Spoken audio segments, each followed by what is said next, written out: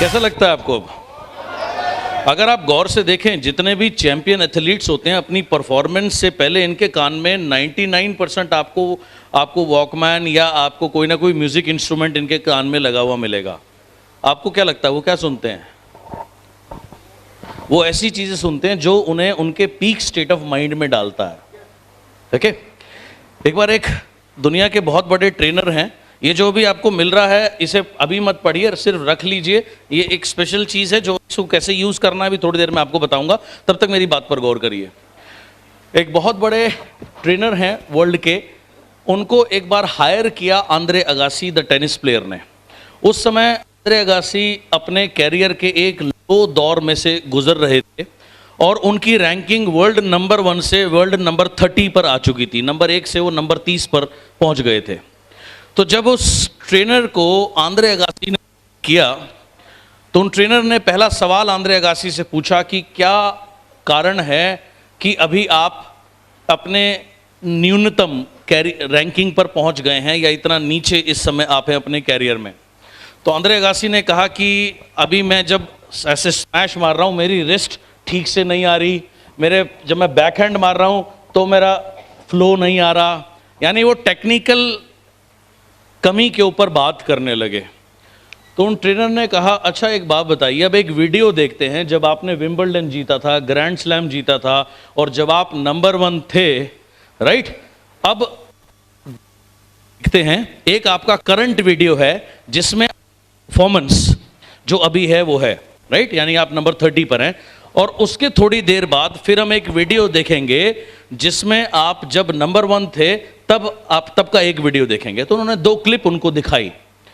तो जब पहली क्लिप उन्होंने उनको दिखाई वो करंट क्लिप थी जिस समय वो अपने कैरियर में 30वें नंबर पर रैंक किए जाते थे, जो कि बहुत लो था वर्ल्ड नंबर 1 प्लेयर के लिए। और थोड़ी देर बाद उनको फिर दूसरी क्लिप दिखाई गई जिसमें वो जब वर्ल्ड नंबर 1 थे वो क्लिप में। जब वो दोनों क्लिप खत्म हुई तो उन ट्रेनर ने उनसे पूछा कि आपको इन दोनों क्लिप में क्या फ़र्क लगता है। तो उन्होंने कहा यही तो मैं आपको बता रहा था कि देखिए इस समय मेरी रिस्ट ऐसे आ रही है, मेरा फोरहैंड ऐसे आ रहा है। उन्होंने कहा अच्छा एक काम करते हैं, अब हम फिर से इस वीडियो को देखते हैं, आप टेक्निकल एस्पेक्ट से इसको मत देखना कि रिस्ट ऐसे आ रही है, ये ऐसे आ रहा है, उसके अलावा अगर कोई आपको फ़र्क दिखे तो वो आप मेरे को बताना। उन्होंने फिर से उनको वो वीडियो दिखाया। जब वो दोबारा से वीडियो दिखाया और वो वीडियो खत्म हुआ तो उनसे ये सवाल पूछा अब आपको इसमें क्या फ़र्क लगता है? बोलो टेक्निकल चीज़ों के अलावा इस बार आपने मना किया था कि टेक्निकल चीज़ों पे ध्यान नहीं देना, तो वो मैंने बिल्कुल नहीं दिया। अब फ़र्क ये लगता है कि जब मैं नंबर 1 था तो मेरी बॉडी लैंग्वेज में बड़ा कॉन्फिडेंस था, मैं बड़ा रिलैक्स था, और अब मैं टेंस दिखता हूँ और मेरी बॉडी लैंग्वेज में उतना कॉन्फिडेंस नहीं है।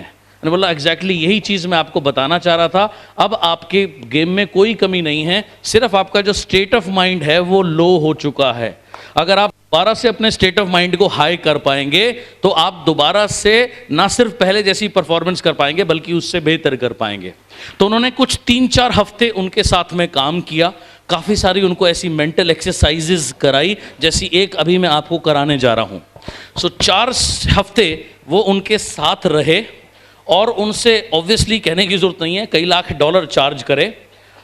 और उसके बाद में उनको बहुत सारी कुछ एक्सरसाइजेज कराई, मेनली वो मेंटल एक्सरसाइजेज थी, राइट, जिससे कि उनके गेम का टेक्निकल इशू से कोई लेना देना नहीं था, क्योंकि ये जो ट्रेनर थे ये मेंटल ट्रेनर थे, ये टेनिस के ABCD भी नहीं जानते थे।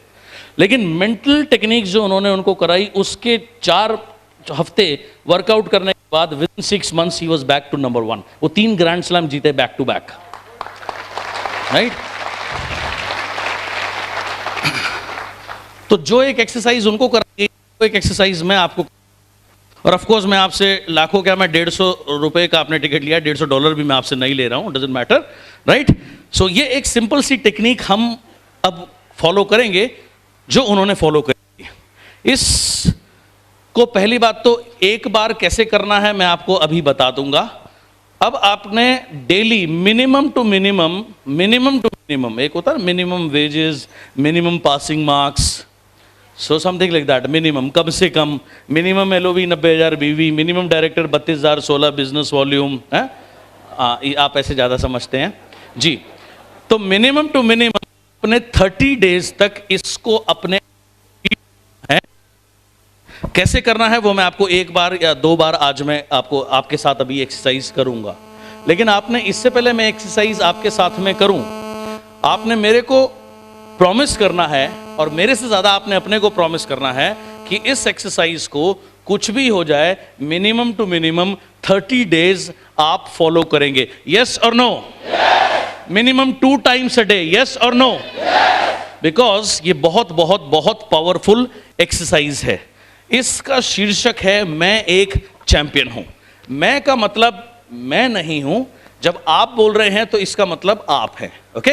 और बार बार इसमें मैं आपसे एक सवाल पूछूंगा, बार बार प्रश्न आएगा मैं कौन हूं, आपने मेरे को रिप्लाई करना है मैं एक चैंपियन हूं। तो जब जब मैं आपसे पूछूंगा मैं कौन हूं, मैं अपने लिए नहीं पूछ रहा हूं, मैं आपसे पूछ रहा हूं, तो आपने मेरे को जोर से रिप्लाई करना है जितनी आप में जान है।